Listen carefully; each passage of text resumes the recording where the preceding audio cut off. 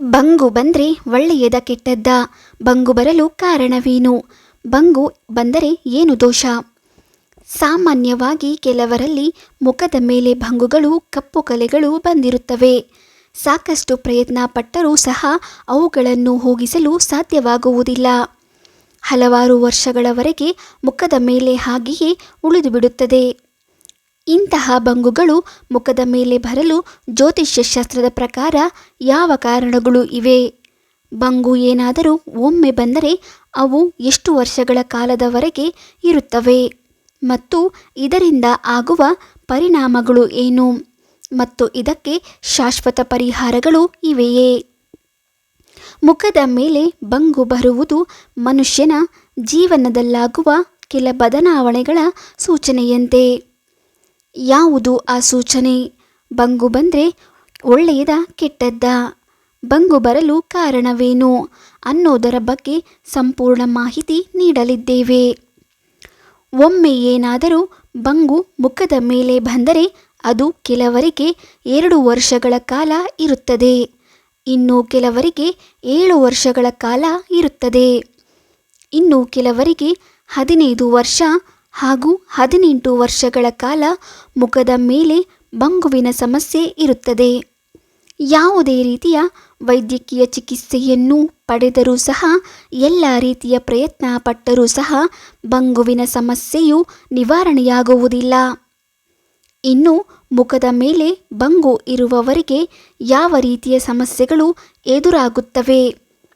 ಮತ್ತೆ ಕೆಲವರಿಗೆ ಬಂಗು ಬಂದರೆ ಹೋಗುವುದೇ ಇಲ್ಲ. ಬಂದ ಬಂಗು ಹೋಗುವ ತನಕ ಕಷ್ಟ ಕಾರ್ಪಣ್ಯಗಳೇ ಇರುತ್ತವೆ. 1. ಕೋರ್ಟುಗಳು, ಕೇಸುಗಳು, ಅಪವಾದಗಳ ಮೇಲೆ ಅಪವಾದಗಳು ಬರುತ್ತಿರುತ್ತವೆ. 2. ಬಂಗು ಇದ್ದವರ ಮನೆಯಲ್ಲಿ ಏಳಿಗೆಯೂ ಸಹ ಉಂಟಾಗುವುದಿಲ್ಲ.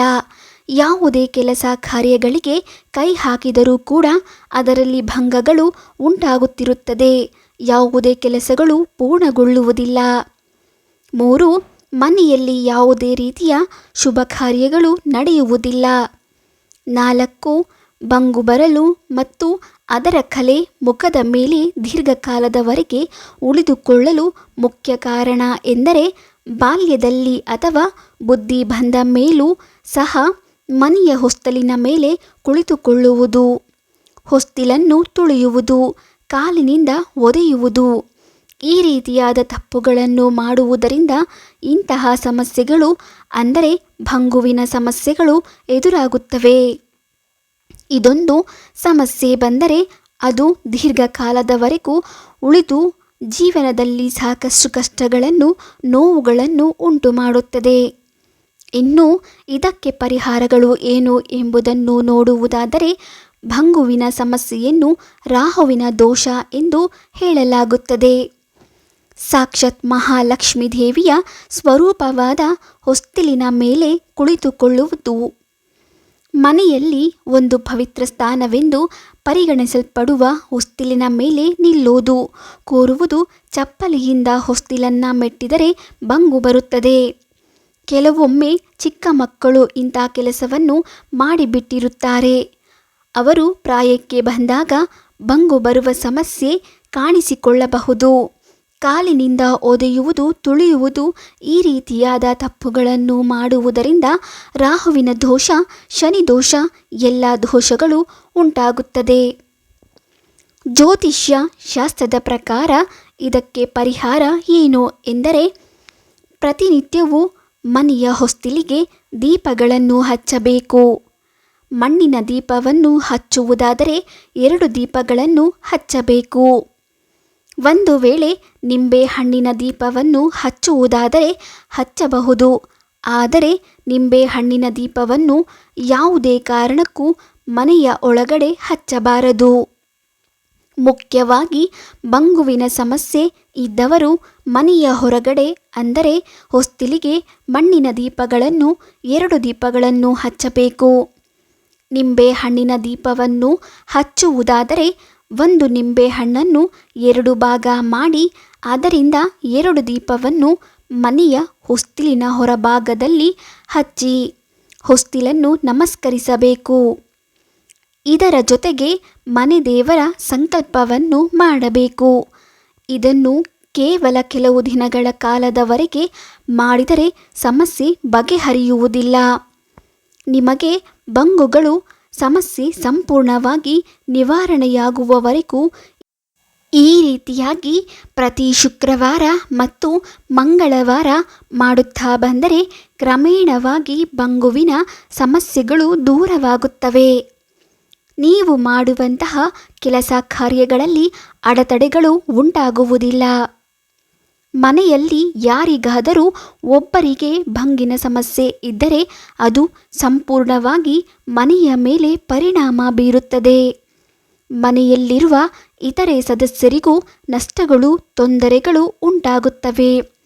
ಆದ್ದರಿಂದ ಮನೆಯಲ್ಲಿ ಯಾರಿಗೆ ಬಂಗಿನ ಸಮಸ್ಯೆ ಬಂದಿದೆ ಅವರ ಕೈಯಲ್ಲಿ ಈ ಒಂದು ಕೆಲಸವನ್ನು ಪ್ರತಿ ಶುಕ್ರವಾರ ಮಂಗಳವಾರ ಮಾಡಿಸುತ್ತಾ ಬಂದರೆ ಇದರಿಂದ ಆಗುವ ಕೆಟ್ಟ ಪರಿಣಾಮಗಳು ಕ್ರಮೇಣವಾಗಿ ದೂರವಾಗುತ್ತದೆ. ಇನ್ನು ಇದರ ಜೊತೆಗೆ ಯಾರಿಗೆ ಬಂಗುವಿನ ಸಮಸ್ಯೆ ಇದೆಯೋ ಅವರು ತುಳಸಿ ದೇವಿಯ ಆರಾಧನೆಯನ್ನು ಮಾಡಬೇಕು. ಹೀಗೆ ಮಾಡಿದರೆ ಆದಷ್ಟು ಬೇಗ ಬಂಗುವಿನ ಸಮಸ್ಯೆಯು ದೂರವಾಗುತ್ತದೆ. ಇನ್ನು ಇದರ ಜೊತೆಗೆ ಬಂಗುವಿನ ಸಮಸ್ಯೆ ಇರುವವರು ಕಷ್ಟಗಳು, ಅಪವಾದಗಳು, ಸಮಸ್ಯೆಗಳು ದೂರವಾಗಬೇಕು ಎಂದರೆ ಅತಿ ಮುಖ್ಯವಾಗಿ ಸೌಂದರ್ಯ ಲಹರಿಯನ್ನು ಪಾರಾಯಣ ಮಾಡುತ್ತಿರಬೇಕು. ಈ ರೀತಿಯಾಗಿ ಲಕ್ಷ್ಮೀ ದೇವಿ, ತುಳಸಿ ದೇವಿಯನ್ನು ಆರಾಧಿಸಿಕೊಂಡು ಮನೆಯ ಹೊಸ್ತಿಲಿನ ಹೊರಭಾಗ ದೀಪವನ್ನು ಹಚ್ಚಿ ಸೌಂದರ್ಯ ಲಹರಿಯನ್ನು ಪಾರಾಯಣ ಮಾಡಿಕೊಂಡು ಬಂದರೆ ಆದಷ್ಟು ಬೇಗ ಬಂಗುವಿನ ಸಮಸ್ಯೆಯು ದೂರವಾಗುತ್ತದೆ. ರಾಹುವಿನ ದೋಷ, ಶನಿಯ ದೋಷಗಳು ದೂರವಾಗುತ್ತವೆ. ಇನ್ನು ಅತಿ ಮುಖ್ಯವಾಗಿ ಜೀವನದಲ್ಲಿ ಬಂಗುವಿನ ಸಮಸ್ಯೆ ಬರಬಾರದು ಎಂದರೆ ಯಾರೂ ಸಹ ಹೊಸ್ತಿಲಿನ ಮೇಲೆ ಕುಳಿತುಕೊಳ್ಳುವುದು, ನಿಂತುಕೊಳ್ಳುವುದು, ಕಾಲಿನಿಂದ ಒದೆಯುವುದನ್ನು ಮಾಡಬಾರದು. ನಿಮ್ಮ ಮನೆಯಲ್ಲಿ ಚಿಕ್ಕ ಮಕ್ಕಳು ಇದ್ದರೆ ಅವರಿಗೆ ಈಗಿನಿಂದಲೇ ಎಚ್ಚರಿಸಿ. ಹೊಸ್ತಿಲನ್ನು ತೊಳೆಯದೆ ಕುಳಿತುಕೊಳ್ಳದೆ ಇರುವ ರೀತಿಯಲ್ಲಿ ನೋಡಿಕೊಳ್ಳಿ. ಒಂದು ವೇಳೆ ಅವರು ಚಿಕ್ಕ ವಯಸ್ಸಿನಲ್ಲಿ ಗೊತ್ತಿಲ್ಲದೆಯೋ ಇಂತಹ ತಪ್ಪುಗಳನ್ನು ಮಾಡುತ್ತಿದ್ದರೆ ನಂತರ ಅವರು ಈ ರೀತಿಯಾದ ಬಂಗುವಿನ ದೋಷಗಳಿಗೆ ಒಳಗಾಗಬೇಕಾಗುತ್ತದೆ. ಒಮ್ಮೆ ಏನಾದರೂ ಬಂಗುವಿನ ಸಮಸ್ಯೆ ಬಂದರೆ ಅದು ದೀರ್ಘಕಾಲದವರೆಗೆ ಕಾಡದೆ ಬಿಡದು. ಆದ್ದರಿಂದ ಎಚ್ಚರಿಕೆಯನ್ನು ವಹಿಸುವುದು ಉತ್ತಮ. ಸ್ನೇಹಿತರೆ, ಮಾಹಿತಿ ಇಷ್ಟ ಆದರೆ ಪುಟ್ಟದೊಂದು ಲೈಕ್ ಮಾಡಿ. ಇನ್ನೂ ಹೆಚ್ಚಿನ ಮಾಹಿತಿಗಾಗಿ ನಮ್ಮ ಚಾನಲ್ ಸಬ್ಸ್ಕ್ರೈಬ್ ಮಾಡಿ. ಪೂರ್ತಿ ವಿಡಿಯೋ ನೋಡಿದ್ದಕ್ಕಾಗಿ ಧನ್ಯವಾದಗಳು.